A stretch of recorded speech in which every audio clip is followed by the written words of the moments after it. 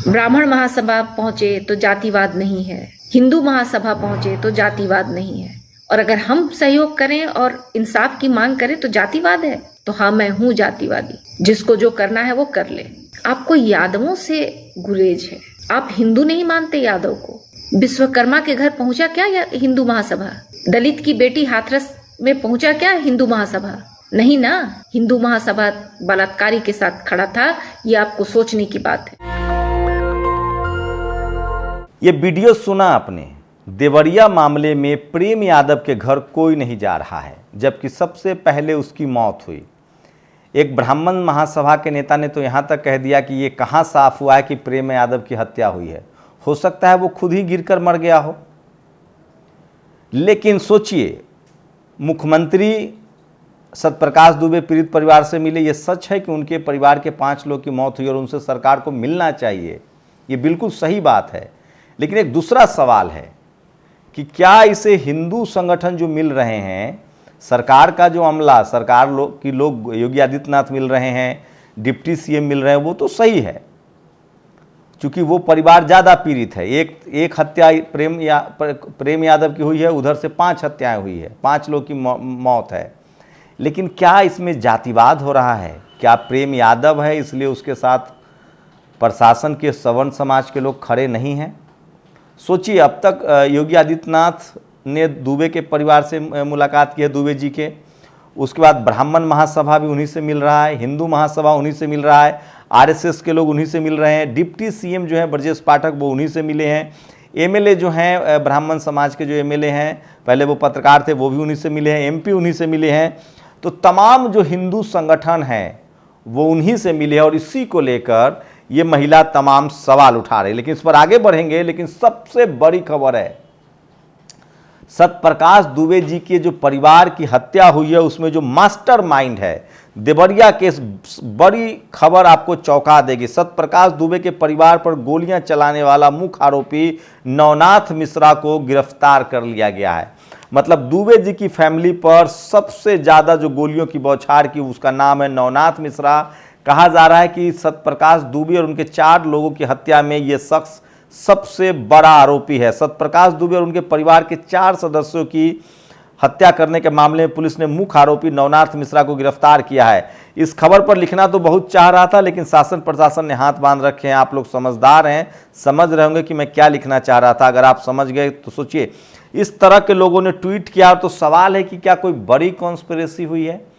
जो आरोपी बनाए गए हैं, जो सत्यप्रकाश दुबे जी की पुत्री ने जिन लोगों को आरोपी बनाया है, उसमें 8 यादव कम्युनिटी के लोग हैं, 12 ब्राह्मण समाज के लोग हैं, 4 जो है वो राजभर कम्युनिटी के लोग हैं, 2 जो हैं पाल कम्युनिटी के लोग हैं, 50 नामजद जो हैं, 50 ऐसे लोग हैं जो बिल्कुल जिनके बारे में पता नहीं है कि वो कौन लोग हैं।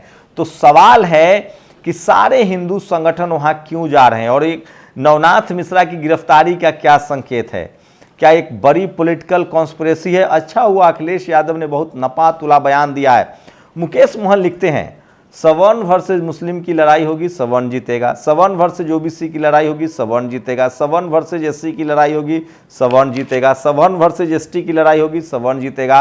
मीडिया सवर्ण समाज के साथ रहेगी।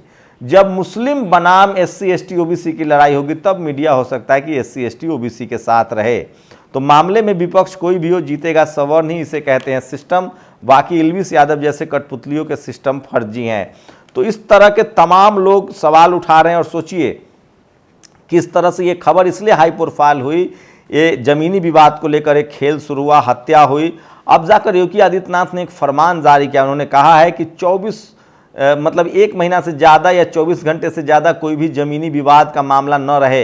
ये बहुत ज़रूरी है। उनका जो ये आदेश है वो बहुत ज़रूरी है और ख़ासकर जो गरीब हैं, दलित हैं, वंचित हैं, उनको ज़्यादा फ़ायदा करेगा, क्योंकि यूपी में ज़मीन को लेकर लगातार इस तरह की खबरें सामने आती रही है। तो ये जो मुख्य आरोपी की जो गिरफ्तारी हो गई है उससे कई सारे सवाल पैदा होते हैं कि सवाल है कि ये सब लोग कौन हैं। मुख्य आरोपी गिरफ्तार हुआ है लेकिन प्रेम यादव की हत्या का आरोपी अब तक पता नहीं चला है। ये बड़ा सवाल है कि जो प्रेम कुमार यादव है उनके हत्यारे कहाँ हैं, उनके हत्यारे को क्यों नहीं पकड़ा गया है। लेकिन जो यादव 8 हैं, ब्राह्मण 12, राजभर 4, पाल 3, 50 अज्ञात लोगों को आरोपी बनाया गया। अब तक जो पीड़ित परिवार से लोग मिले हैं यूपी में, योगी आदित्यनाथ, ब्रजेश पाठक, रमापति त्रिपाठी, सलमणि त्रिपाठी, दयाशंकर सिंह, रविशंकर शुक्ला, ये सारे लोगों ने सिर्फ एक ही पीड़ित परिवार से मुलाकात की है। तो इसको लेकर लगातार लोग जो हैं वो सवाल उठा रहे हैं। जबकि सोचिए 12 ब्राह्मण समाज के ही आरोपी हैं, तो सवाल है कि सिर्फ प्रेम यादव के घर ढहाने को लेकर भी बात हुई थी, तो इस मामले में सब कुछ साफ होता जा रहा है। देवरिया घटना ने बता दिया विश्व हिंदू परिषद, बजरंग दल और आरएसएस जैसे संगठन केवल सवर्ण हिंदुओं के लिए हैं, ओबीसी के लिए नहीं है। देवरिया कांड से पता चला अगर आप ओबीसी हैं और आपका विवाद सवर्णों से है तो सरकार आपको अपराधी, माफिया और आपके घर को अवैध बता देगी। देवरिया की घटना ने बता दिया कि सवर्ण नेता चाहे जितना अच्छा हो, वो अंदर से जातिवादी इंसान होते हैं, जैसे सलमणि त्रिपाठी।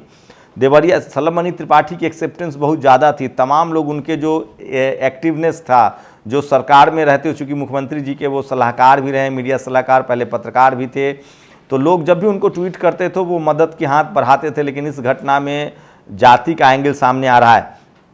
देवरिया की घटना ने बता दिया कि जब लड़ाई सवर्ण और पिछड़ों के बीच होगी तो सरकार एक तरफा कार्रवाई करते हुए सवर्ण के साथ खड़ी रहेगी। इसको रिट्वीट करके आज सभी ओबीसी के पास पहुंचा। इस तरह के ट्वीट जो हैं वो सोशल मीडिया पर चल रहे हैं और ये वो वीडियो है जिन्होंने सवाल उठाया है। तो सोचिए कि किस तरह से लगातार सोशल मीडिया पर ये तमाम खबरें चल रही है। आप कल्पना कर सकते हैं कि किस तरह से ये पूरा मामला जो है वो बड़ा मामला हो गया है। मुख्य आरोपी को गिरफ्तार कर लिया गया है। तो सरकार को कम से कम इस तरह के संवेदनशील मामले में बहुत ही सावधानी से काम करना चाहिए। अखिलेश यादव ने भी इसको लेकर ट्वीट किया है और अभी तक तो ये बात तो एक अच्छी बात ये हुई है कि अभी तक बुलडोजर नहीं चला है, लेकिन लोग अभी भी इंतज़ार में है कि क्या सचमुच बुलडोजर चल सकता है वहाँ। तो सबसे बड़ी खबर है जो मैं आपको सोशल मीडिया पर शेयर कर रहा हूँ और इसलिए मैं कह रहा हूँ कि सोशल मीडिया ही बहुजन मीडिया है और कहीं ना कहीं जाति को लेकर एक बड़ा सेंसिटिवनेस लोगों में फैला है और सोशल मीडिया पर लोग अपनी बात कहने से नहीं चूकते हैं। और ये बड़ी खबर है जो मैं आपको बता रहा हूँ। किस तरह से जिस तरह के मामले हुए हैं उसके बाद से सोचिए सोशल मीडिया पर सबसे ज़्यादा चल रहा है जिस तरह से तमाम सवर्ण समाज के जो नेता हैं वो एक ही परिवार से, पीड़ित परिवार से मिले हैं, उसको लेकर सवाल उठ रहा है। और ये वो वीडियो देखिए, देवरिया में हुई हत्या के बाद अनीता यादव हैं, इन्होंने एक 40 सेकेंड का जो वीडियो वायरल किया वो मैं बता रहा हूँ। तो तमाम लोग सवाल उठा रहे हैं, जबकि 12 ब्राह्मण समाज के ही आरोपी हैं। तो सवाल है कि सिर्फ एक ही लोगों को क्यों आरोपी बनाया जा रहा है, ये सबसे बड़ा सवाल है। तो प्रेम यादव की पहले हत्या होती है, उसके बाद सत्यप्रकाश दुबे जी के पूरे परिवार की हत्या होती है, जिसमें 5 लोग, पूरे परिवार नहीं, जिसमें 5 लोग कम से कम शामिल हैं और उसमें 12 ब्राह्मण समाज के आरोपी जो हैं वो हैं। और वो आरोप लगाने वाली कोई और नहीं है, आरोप लगाने वाली उनकी बेटी हैं जिन्होंने ये तहरीर दी है। और अब तक प्रशासन की तरफ से सोचिए लोग कह रहे हैं कि जो जमीन घर ढहाने की बात है उसको लेकर कोर्ट कचहरी के चक्कर लगाए जा रहे हैं। और ये तमाम सबसे बड़ी खबरें थी जो सोशल मीडिया पर वायरल है। और आज सबसे बड़ा लोग सवाल पूछ रहे हैं कि आखिरकार कोई भी हिंदू संगठन या कोई भी सरकारी अमला प्रेम यादव के घर पर क्यों नहीं गया। इसको लेकर लोगों को लगता है कि क्या सरकार जो है वो जातिवाद कर रही है। ये सबसे बड़ा सवाल है, इसको लेकर लोग सवाल पूछ रहे हैं, खासकर SC ST OBC के लोग सवाल पूछ रहे हैं। लेकिन सबसे बड़ा जो आरोपी है वो आज पकड़ा गया है और उस आरोपी से आप अंदाज़ा लगा सकते हैं कि जो आरोपी है उससे साफ हो गया है कि ये पूरा जो मामला है वो बहुत ज़्यादा पॉलिटिकल कर दिया गया है, राजनीति कर दी गई है। और लोग तमाम तरह के सवाल पूछ रहे हैं, सवाल उठा रहे हैं। सवाल इसलिए भी उठ रहे हैं कि क्या सब कुछ एक तरफा हुआ है, सब कुछ एक साथ हो रहा है। और सवाल लोग पूछ रहे हैं कि जो तमाम जो सरकारी अमला के लोग हैं, जो बड़े बड़े पदों पर बैठे लोग हैं, वो यादव पीड़ित परिवार से क्यों नहीं मिले। ये बड़ा सवाल जो है वो लोग पूछ रहे हैं। इस सवाल की वजह से जो है लोगों में थोड़ी सी नाराज़गी है और लोग अपनी प्रतिक्रिया सोशल मीडिया पर दे रहे हैं। अब तो मुख्य आरोपी गिरफ्तार हो गया है और जो मुख्य आरोपी हैं वो भी ब्राह्मण समाज के हैं, जबकि सारे हिंदू संगठन जो हैं वो सिर्फ और सिर्फ पीड़ित परिवार से जो मिलने जा रहे हैं उसमें कोई भी प्रेम यादव के यहाँ नहीं गया है। इसको लेकर भी लोग सवाल पूछ रहे हैं। तो सोचिए सोशल मीडिया ने पूरा डिस्कोर्स चेंज कर दिया है, सरकार पर भी दबाव है और सरकार पर इस कदर दबाव है कि सरकार अब बच रही है। अभी तक बुलडोजर नहीं चला है, जरूर उनके घर पर नोटिस लगा दिए गए हैं और खासकर SC ST OBC के लोग जो हैं वो सवाल पूछ रहे हैं कि क्या सरकार जाति देखकर कार्रवाई करे। ये बड़ा सवाल सोशल मीडिया पर लोग उठा रहे हैं। आप लोग की क्या प्रतिक्रिया, अपनी प्रतिक्रिया जरूर दीजिए। लेकिन यूपी में योगी आदित्यनाथ ने जो फरमान जारी किया है कि इसका जल्दी से निपटारा हो जमीनों के मामले का, ये एक बड़ी पहल है, क्योंकि इस तरह के जो विवाद हैं वो सामाजिक रूप से, राजनीतिक रूप से बड़ा बवंडर खड़ा करता है। तो देवरिया मामले में ज़्यादातर SC OBC के लोगों की राय है कि सरकार जो है क्या एक पक्ष ले रही है। अब जबकि मुख्य आरोपी गिरफ्तार हो गया है, खुद पुलिस के अधिकारी कह रहे हैं कि वो मुख्य आरोपी हैं और वो ब्राह्मण समाज से हैं। तो ये सबसे बड़ी अपडेट थी देवरिया पर। आप लोग अपनी प्रतिक्रिया जरूर दीजिए। शुक्रिया। नेशनल दस्तक की आपसे गुजारिश है कि अगर इसको बचाना चाहते हैं तो नेशनल दस्तक को सब्सक्राइब करने के लिए रेड कलर के सब्सक्राइब बटन को दबाएं, फिर बेल आइकन की घंटी दबाएं। नेशनल दस्तक को बचाने के लिए बहुत जरूरी है कि हर खबर को शेयर करें, लाइक करें, कमेंट जरूर करें।